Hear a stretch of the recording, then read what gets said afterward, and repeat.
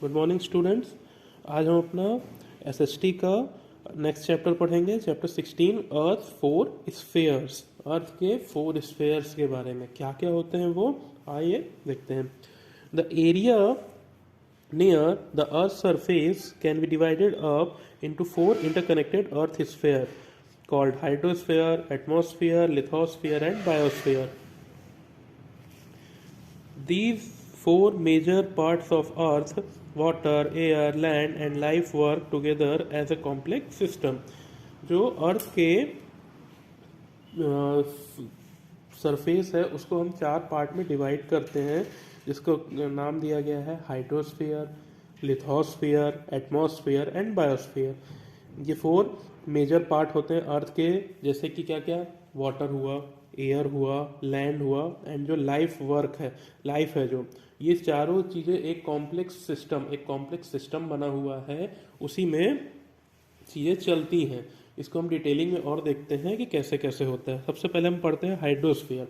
Hydrosphere से मतलब होता है वो जगह जहाँ पे पानी हो, मतलब वाटर से संबंधित जो भी चीज़ें होंगी। Hydrosphere is that part of the earth surface which is covered with water. Hydrosphere का मतलब अर्थ का वो भाग जो पानी से घिरा हुआ हो। It includes water in all it forms, water in ocean, seas, river, lake and ponds, ice in glacier, underground water, water vapour in the air.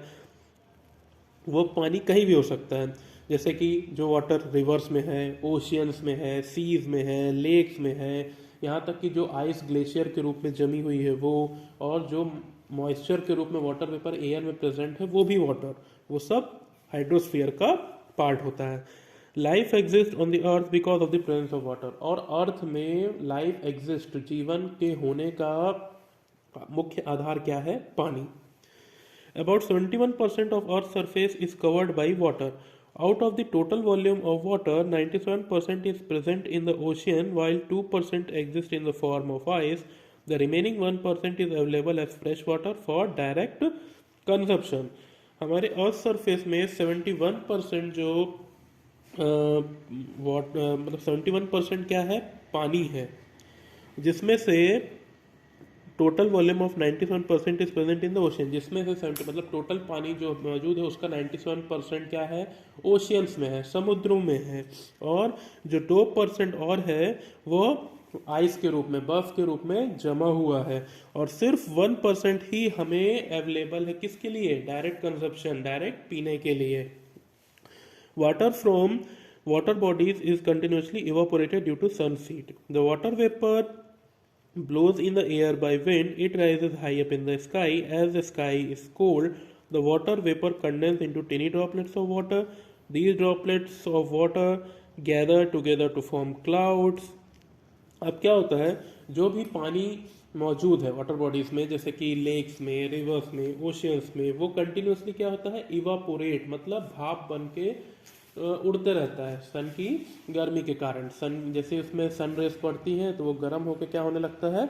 Evaporate होने लगता है। और इवापोरेट होके क्या होता है? वो ऊपर हवा में जाके स्काई में चला जाता है। As the sky is cold the water vapour condense into tiny droplets of water. और जैसे ही आसमान ठंडा होता है, ठीक है, तो वाटर जो है क्या, वाटर वेपर जो हवा में उड़ के क्या रहता है, वाटर वेपर, वो क्या हो जाता है? कंडेंस्ड हो जाता है, ठंडा हो जाता है, और ड्रॉपलेट्स छोटे छोटे बूंदों में कन्वर्ट हो जाता है ठंडा होके। These droplets of water gather together to form clouds. और फिर ये सारे ड्रॉपलेट्स इकट्ठा होकर क्या बन जाते हैं? बादल। The clouds become bigger and heavier as more water droplets gather together. और जो क्लाउड्स रहता है, जो बादल होता है, वो बड़ा हो जाता है और फिर हैवी होके फिर क्या होने लगती है? वो हैवी होते जाता है। When the droplets in the cloud become very heavy they fall to the earth in the form of rain. और जब ड्रॉपलेट जो क्लाउड्स में है, जो बादल में जो बूंदें हैं, वो हैवी हो जाती हैं तो वो अर्थ में रेन के रूप में गिरने लगती हैं, बारिश के रूप में। Most of the water that falls on the land surface goes back into lake, river and ocean. It again evaporates and again become as rain. और जो पानी गिरा वो वापस कहाँ जाता है? रिवर्स में, लेक्स में, ठीक। और फिर वो इवापोरेट होके फिर वही वो स्काई में जाएगा। तो ये प्रोसेस कंटिन्यूअसली चलती रहती है। इसी प्रोसेस को हम बोलते हैं क्या, वाटर साइकिल। क्या बोलते हैं, water cycle. This goes on. This repeated change of water to water vapor and then back to water is called water cycle. इसी repeated change को, कि वाटर का वाटर वेपर बनना, वाटर वेपर से फिर वाटर में चेंज होना, फिर वाटर वेपर बनना, तो ये सारी चीजें क्या कहलाती है, ये वाटर साइकिल कहलाती है। वाटर जो है, water is needed for each and every activity on earth such as drinking, bathing, cooking, cultivation of crops, industries, putting out fire, producing electricity, transporting people and goods by boat and ship। पानी हमें हर चीज़ों के लिए ज़रूरी है, कोई भी काम हो हमारा, ठीक है, चाहे वो ड्रिंकिंग हो, बाथिंग हो, कुकिंग हो, क्रॉप्स को कल्टीवेट करने के लिए हो, मतलब फसलों को पानी देना हो, और आग बुझानी हो, इलेक्ट्रिसिटी प्रोड्यूस करनी हो, लोगों को यहाँ से वहाँ ट्रांसपोर्ट करना हो, जैसे शिप्स और बोट के थ्रू, तो सब चीज़ों के लिए हमें पानी की ज़रूरत होती है। Ocean provide us with food and minerals. Oceans हमको क्या प्रोवाइड करते हैं, सी फूड प्रोवाइड करते हैं और बहुत सारे मिनरल्स प्रोवाइड करते हैं। Water as has a moderating effect on climate of the region near coast too. Water जो है इफेक्ट करता है किसके, क्लाइमेट का, जो कि कोस्ट मतलब जो समुद्री किनारे होते हैं वहाँ पे भी वो इफेक्ट करता है, उसका वाटर के कारण वहाँ का क्लाइमेट इफेक्टिव होता है।